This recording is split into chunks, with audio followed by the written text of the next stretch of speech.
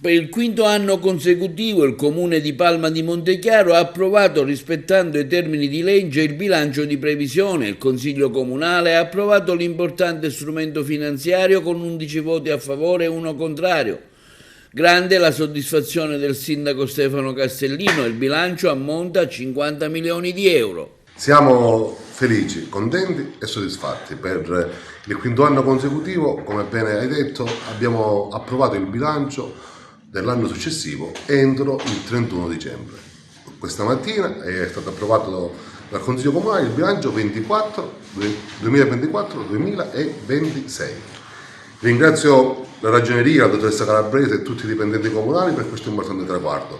Ringrazio altresì il Presidente del Consiglio Comunale Domenico Scicolone per la sinergia con la quale lavora con i sindaci dell'amministrazione nella difesa e nel rispetto del ruolo che ricopre e della difesa del Consiglio Comunale e delle sue prerogative.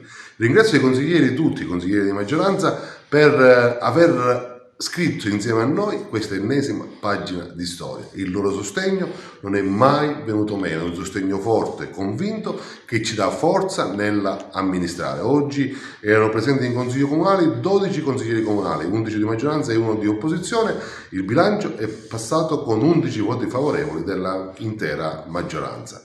Siamo contenti, ringraziamo anche l'opposizione, la minoranza che era presente e che anche nel suo intervento, al di là poi del voto contrario, ha riconosciuto che le opere che questa amministrazione ha fatto in questi 7 anni sono tangibili e sono sotto gli occhi di tutti.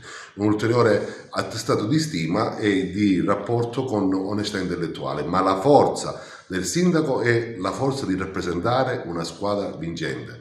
Palma riesce a raggiungere questi traguardi non perché il sindaco è bravo, ma perché vi è una squadra che viaggia all'unisono. Sindaco, Presidente del Consiglio, assessori, consiglieri comunali, collaboratori, capi area, segretario comunale, dottore Amorosia e tutti i dipendenti comunali all'unisono viaggiamo in questo nuovo percorso che ormai Palma ha intrapreso. Chiaro che spulciare tutto il bilancio è impossibile, ma c'è qualche cosa a cui tiene particolarmente? Io tengo particolarmente a due o tre aspetti, anche se tengo a tutto il bilancio nella sua coralità, ma avendo le deleghe ai lavori pubblici e al bilancio è chiaro che sono quelle deleghe che sento appunto mie, perché non le ho mai di fatti mai cedute ai lavori pubblici mai. Il bilancio ormai lo tengo da circa 5 anni.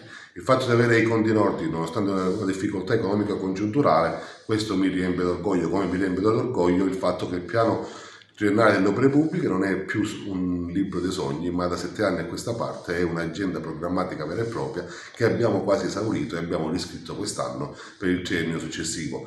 Per darle l'idea, negli anni precedenti a questa amministrazione il movimento di denaro del comune si girava intorno ai 16 milioni di euro di media, con una punta di 22-23 milioni. Noi quest'anno per l'ennesima volta battiamo un record, siamo vicini ai 50 milioni di euro. Per una comunità di 21.000 anime sono numeri veramente enormi e siamo realmente felici di poter servire la nostra comunità. Colgo l'occasione per augurare un felice anno nuovo ai miei concittadini, alla mia città, al mio popolo che porto sempre nel cuore. Sono onorato insieme alla mia squadra di poterla servire. Palma è nel nostro cuore e noi siamo onorati di servirla. Viva Palma di Montechiaro!